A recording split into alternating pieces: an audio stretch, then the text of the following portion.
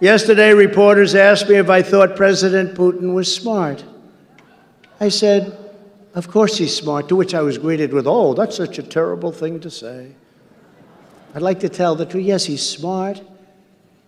The NATO nations, and indeed the world, as he looks over what's happening strategically with no repercussions or threats whatsoever, they're not so smart. They're looking the opposite of smart. If you take over Ukraine, we're going to sanction you, they say. Sanction? Well, that's a pretty weak statement.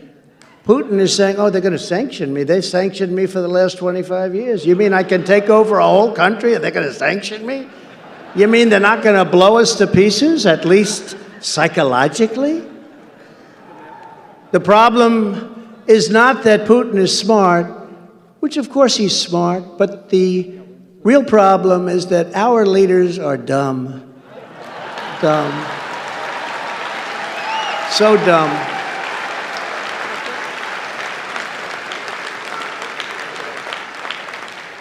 And they so far allowed him to get away with this travesty and assault on humanity. That's what it is. This is an assault on humanity. So sad.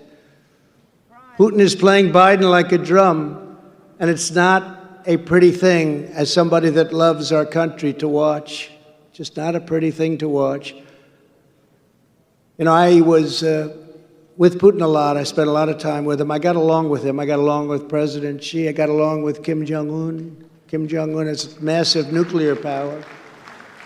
It's a good thing to get along with people, not a bad thing. You can be very tough and get along.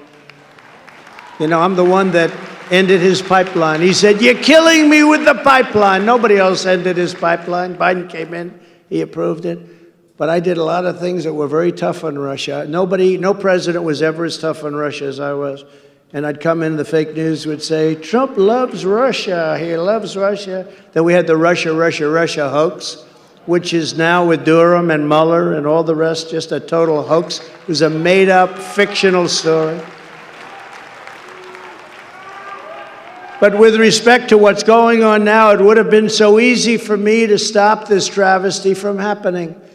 He understood me, and he understood that I didn't play games. This would not have happened. Someday I'll tell you exactly what we talked about. But we talked about it. And he did have an affinity, there's no question about it, for Ukraine. I said, never let it happen. You better not let it happen. This is the only attack in history where the further he goes and the bigger it gets, and the worse it gets, and the more death that's caused, the more money he makes because oil prices keep climbing higher and higher and higher. There's never been anything like that where a warring nation, the more he makes it difficult to get oil, the more expensive it gets, and the more money he makes. And all those tanks roaming around are very expensive, but they're peanuts compared to the kind of money that he's making because of the tremendous increase in oil. You know, when I left, and during my term, oil was at $36 a barrel. Think of it, 36. Now it hit 100, and they think it's going to 150. So the Middle East and Saudi Arabia, a lot of countries, but Russia right now in particular is making more money than they ever dreamt possible.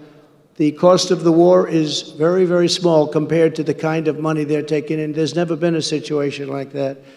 It's horrible to watch. It's horrible because it's a disincentive for him to disengage. Remember, Joe and Hunter Biden got $3.5 million from the mayor of Moscow's wife and were never allowed to explain in the debate. Remember we had the debate? And I said, hey, what'd you do with the $3.5 million that you got from the mayor of Moscow's wife? And Chris Wallace, who I assume was now fired from Fox, which is good.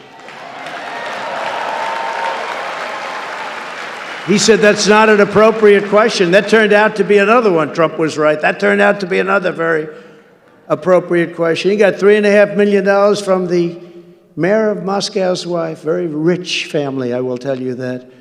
This is a conflict of interest, but at the same time, Joe Biden bragged unknowingly on tape, and this was on tape, can you imagine if I said it, about getting rid of a Ukrainian prosecutor, or he wouldn't allow $1 billion of American taxpayers' money to be given to Ukraine.